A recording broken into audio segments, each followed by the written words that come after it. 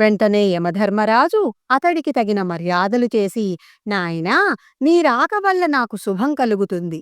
నువ్వు 3 రోజులుగా ఉపవాసం చేస్తున్నావు.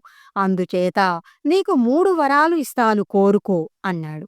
మొదటి వరంగా నచికేతుడు, నా తండ్రికి మనశ్శాంతి కలిగి నేను తిరిగి వెళ్ళినప్పుడు నన్ను ప్రేమించేలా చెయ్యమని ప్రార్థించాడు.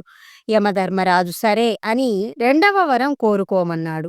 స్వామీ, మనుష్యుడు ఏ యజ్ఞం చేయడం వల్ల స్వర్గసుఖాలు పొందుతాడో సెలవియ్యండి అని కోరాడు. యముడు వివరంగా అతనికి ఆ విధానాన్ని బోధించి, కుమారా, నీ శ్రద్ధకు ఎంతో సంతోషించాను.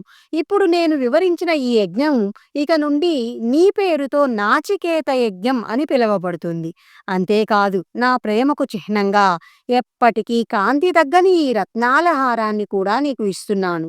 ఇక 3వ వరాన్ని కోరుకో అన్నాడు. అప్పుడు నచికేతుడు, స్వామి, మనిషి చనిపోయిన తర్వాత ఏమవుతాడు? కొందరు ఉండడని అంటారు, కొందరు ఉంటాడని అంటారు. దయతో నాకు ఈ రహస్యాన్ని బోధించండి అని కోరాడు. అప్పుడు యమధర్మరాజు, నాయనా, ఇది దేవతలు ఆలోచించదగిన ప్రశ్న. నీవు చిన్నవాడివి, అటువంటి విషయాలు నీకెందుకు? నువ్వు కోరినంత మంది కుమారుల్ని, మనుమల్ని, లెక్కలేనంత ధనాన్ని, కావలసినంత భూమిని, అనుభవించడానికి కోరినంత ఆయువుని, యవ్వనాన్ని ఇస్తాను, కోరుకో అన్నాడు. అప్పుడు నచికేతుడు, స్వామీ, నేను కోరిన దానికి బదులు ఇన్ని ఇస్తానంటున్నారు కాబట్టి నేను అడిగింది వీటన్నిటికంటే గొప్పదై ఉండాలి. కాబట్టి దాన్నే నాకు ఇవ్వండి అని ప్రార్థించాడు. నచికేతుణ్ణి యముడు ఇంకా పరీక్షించదలుచుకొని పక్కనున్న తెర తొలగించి, కుమారా, ఇటు చూడు, మహా సౌందర్యరాశులైన స్త్రీలు ఉన్నారు. లెక్కలేనన్ని రథాలు, గుర్రాలు ఇక్కడ ఉన్నాయి.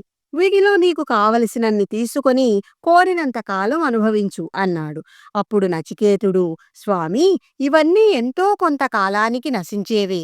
పైగా వీటిని కావాలంటే నేనే సంపాదించుకోగలను. కాబట్టి వీటిని మీ వద్దే ఉంచుకోండి. నచికేతుడు ఇంకొకటి కోరడు అన్నాడు.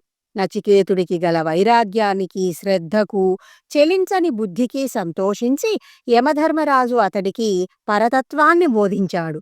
అదే వేదాలలో కఠోపనిషత్తు అనే పేరుతో ప్రసిద్ధికెక్కింది. నచికేతుడు తన తండ్రికి మంచి చేశాడు. అతని వల్ల నాచికేత యజ్ఞం అనే కొత్త యజ్ఞం తయారయ్యింది. బ్రహ్మ విద్య వలన ప్రపంచానికే మహోపకారం చేశాడు. నచికేతుడు చూపించినటువంటి శ్రద్ధను అవలంబించి మన పెద్దలు మహోన్నతమైన సంస్కృతి రూపంలో మనకు వారసత్వంగా అందించిన మహాభాగ్యాన్ని అనుభవించడానికి మనం కూడా ప్రయత్నించాలి.